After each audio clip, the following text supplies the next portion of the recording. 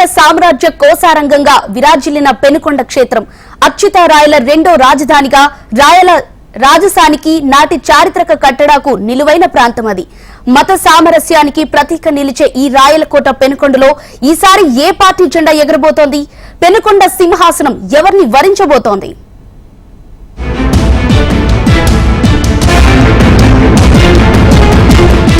అనంతపురం జిల్లా పెనుగొండ నియోజకవర్గానికి ఎంతో ప్రత్యేకత ఉంది.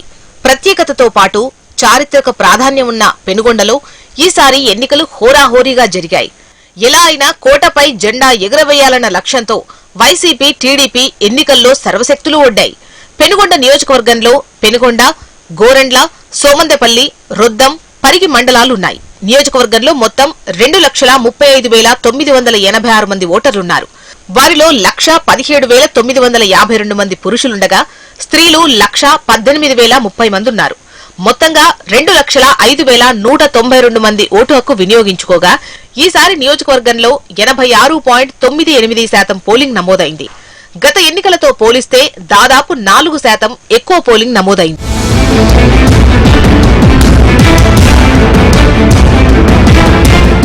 ఈసారి ఎన్నికల్లో టీడీపీ నుంచి సవితమ్మ, వైసీపీ నుంచి మంత్రి ఉషశ్రీ చరణ్ పోటీలో ఉన్నారు. అర్ధబలం, అంగబలం ఉపయోగించి ఎలా అయినా గెలవాలని మంత్రి తీవ్రస్థాయిలో ప్రయత్నాలు చేశారనే ప్రచారం జరుగుతోంది. మండలాలు, గ్రామాల వారీగా నేతలకు టార్గెట్ ఇస్తూ గెలిపే లక్ష్యంగా పనిచేశారట. టీడీపీ నేతలు సైతం శక్తివంచన లేకుండా అదే స్థాయిలో కష్టపడ్డారని స్థానికంగా టాక్. నిజానికి పెనుగొండ నియోజకవర్గం 1994 నుంచి 2014 వరకు టీడీపీకి కంచుకోటగా నిలిచింది. 2019లో టీడీపీ ఇక్కడ పట్టుకోల్పోయింది. పోయిన చోటే వెతుక్కోవాలని, తిరిగి పూర్వ వైభవం చేపట్టాలని టీడీపీ గట్టి ప్రయత్నాలు సాగించింది. ఇరువైపులా అభ్యర్థులు కురుబ సామాజిక వర్గానికి చెందినవారైనప్పటికీ టీడీపీకి మాజీ ఎమ్మెల్యే, ప్రస్తుత ఎంపీ అభ్యర్థి బీకే పార్థసారథి స్థానికుడు కావడం, ప్రస్తుత ఎమ్మెల్యే అభ్యర్థి సవిత మాజీ మంత్రి రామచంద్రారెడ్డి కుమార్తె కావడం ప్రభావం చూపే అంశంగా కనిపిస్తోంది.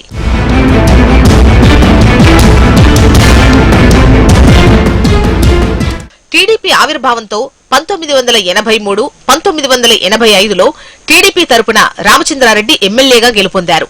1994 నుంచి 2014 వరకు టీడీపీకి చెందిన మహానేతలు పెనుగొండకు ప్రాతినిధ్యం వహించారు.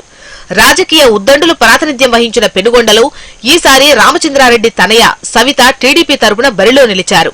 4 ఏళ్లుగా స్థానికంగా అందుబాటులో ఉంటూ సేవా కార్యక్రమాలతో పాటు పార్టీ కార్యకర్తలకు అండగా ఉంటూ వచ్చారు. ప్రభుత్వంపై ఉన్న వ్యతిరేకత, అభ్యర్థిగా మంత్రి ఉషశ్రీ చరణ్ పెనుగొండకు వలస రావడం తమకు అనుకూలంగా పనిచేశాయని టీడీపీ శ్రేణులు చర్చించుకుంటున్నాయి. వైసీపీ నేతలు మాత్రం విజయం మాదే అనే ధీమా వ్యక్తం చేస్తున్నారు. మాజీ ఎమ్మెల్యే బీకే పార్థసారథి ఎంపీ అభ్యర్థిగా ఉన్నప్పటికీ ముందు నుంచి సవితమ్మతో విభేదాలు ఉండటం, ఈ ఎన్నికల్లో సవితమ్మకు ఓటు వెయ్యొద్దని తన వర్గానికి ఆయన ప్రచారం చేశారని వైసీపీ నేతలు చెబుతున్నారు. వీరి మధ్య ఉన్న విభేదాలు తమకు కలిసొచ్చాయని వైసీపీ శ్రేణులు చెవులు కొరుక్కుంటున్నారు.